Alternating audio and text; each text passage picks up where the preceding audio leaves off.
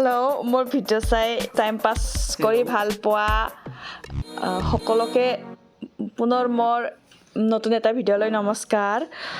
মোৰ এল্ট'খন বহুত দিনৰ পৰা বেয়া হৈ আছিল, সেই গতিকে আজি মই বৰমাত এল্ট'খন বনাব নিম।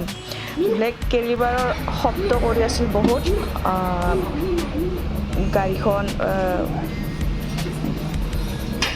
গেৰেজত নিয়াৰ লগে লগে দাদাজনে নিজেই গাড়ীখন গেৰেজলৈকে ভৰাই কেনে লগে লগে যোনে মেকানিক ল'ৰাক বনাব দিলাক।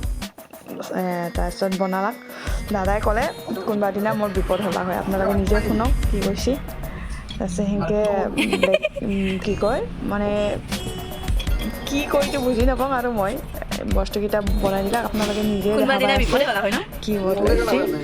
এইটো নবনালি মানে মোৰ কোনোবা দিনা ৰাস্তাত ব্ৰেক ফেল হ'লা হৈ বোলে গাড়ী, সেইকাৰণে বনালোঁ।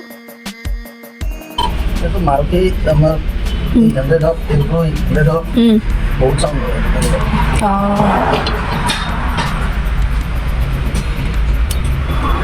1.5 বছৰ আছে আৰু EMI মৰবা, বেলেগ ল'ব লাগিব।